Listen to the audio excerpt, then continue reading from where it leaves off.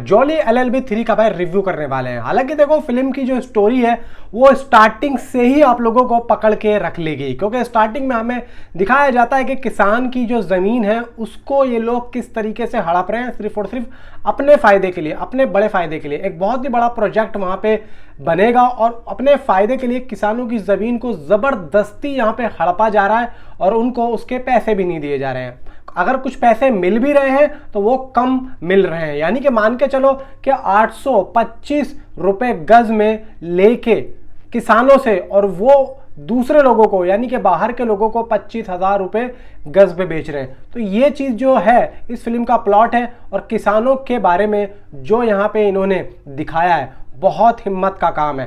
देखो आज से 3 या 4 साल पहले आप लोगों को एक बात याद होगी कि दिल्ली के एक गाजीपुर में किसानों ने धरना दिया था। अब यूपी, हरियाणा, पंजाब, राजस्थान इन जगहों पे से किसान आके बैठे थे, वहाँ पे धरना दिया था। कुछ किसानों ने भाई जो बेचारे बर्दाश्त नहीं कर सके उनकी जान भी चली गई थी, कुछ लोगों ने सुसाइड भी कर लिया था। तो ये जो कहानी है ये उन्हीं किसानों के ऊपर आती है। सिर्फ और सिर्फ फ़र्क इतना है कि रियलिटी में ये सरकार से लड़ रहे थे और इस फिल्म में ये लोग गजराज राव से लड़ रहे हैं, यानी कि गजराज राव को भाई सरकार बना दिया है। अब यहाँ पे देखो कहानी ये है कि गजराज राव का जो केस होता है वो जाता है अक्षय कुमार पे, और सीमा विश्वास जो कि आप देखेंगे कि भाई इसमें मेन किरदार है, भाई एक तरीके से देखा जाए जो इनोसेंट में मेन किरदार है जो कि अपना केस लेके आई है, उसका भाई यहाँ पे केस लड़ रहे हैं अरशद वारसी।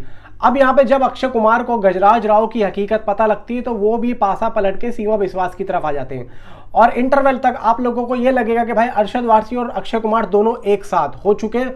अब यहाँ पे ये लोग गजराज राव की फाड़ के रख देंगे।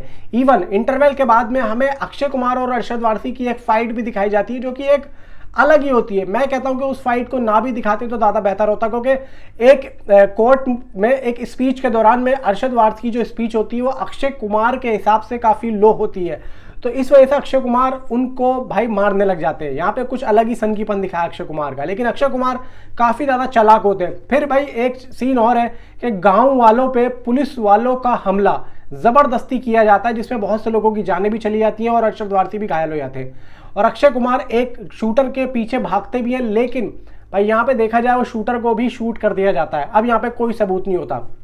अब ले दे के यहाँ पे सवाल ये उठता है कि ये केस जीता कैसे जाएगा। और तो और भाई जब गजराज राव का वकील खुद भाई सीमा विश्वास के पास जा चुका, तो अब गजराज राव को बचाने के लिए राम कपूर को लंदन से बुलाया गया है। अब राम कपूर किस तरीके से यहाँ पे अक्षय कुमार और अरशद वारसी से लड़ रहे हैं, क्या राम कपूर इन दोनों पे भारी पड़ पाएंगे? भाई देखो राम कपूर का भी कैरेक्टर काफ़ी ज़्यादा दमदार है और गजराज राव और सौरभ शुक्ला का भी एक सीक्वेंसेस है कोर्ट के अंदर, आप देखोगे तो आप लोगों का दिल खुश हो जाएगा। और भाई मैं आप लोगों को सौरभ शुक्ला के बारे में बता दूं किस लेवल का काम किया है, और तो और इनकी तिगड़ी जो है ना काफ़ी कमाल की है। एक सीन बताता हूँ कि सौरभ शुक्ला अपनी गर्लफ्रेंड के साथ में एक होटल में बैठे होते हैं और ये दोनों पहुंच जाते हैं अपनी अपनी बीवियों को लेके। अब यहाँ पे भाई उन्हीं की टेबल पे बैठ के उन्हीं के पैसों से उन्हीं का खाना खा के चले जाते हैं, उनको पता भी नहीं चलता है। फिर जब वेटर आता है तो उनसे कहता है कि भाई आप हमें पैसे दो, अब उनको मजबूरन पैसे देने पड़ जाते हैं। तो यहाँ पे कुछ इस तरीके की नटखट और चुलबुली जो चीज़ें ये दिखाई हैं जो कि देखने में काफ़ी मज़ा भी आएगा। क्लाइमैक्स आप लोगों को रुला देगा। क्लाइमैक्स में अक्षय कुमार की नहीं भाई यहाँ पे अरशद वारसी की वो जो लास्ट स्पीच है वो सुन के आप लोगों को ऐसा लगेगा गूज़बम्प आ रहे हैं और भाई रोना आ जाएगा। लास्ट में सीमा विश्वास का एक रोने वाला सीन है, तकरीबन आधे मिनट तक वो रोई हैं और चीख चीख के रोई हैं जब उनको इंसाफ नहीं मिल रहा या मिल रहा है। आप लोग देखना, आप लोग भी हिल जाओगे। भाई दोनों ही तरफ का जो कैरेक्टर है बहुत ही ज़्यादा दमदार है। इधर भाई राम कपूर का और उधर उन दोनों का बहुत दमदार है। मज़ा आ जाएगा आप लोगों को देखने में।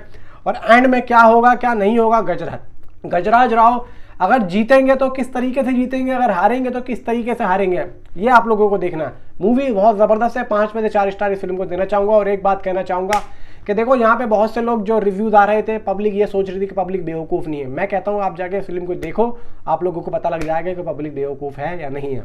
Thanks for watching.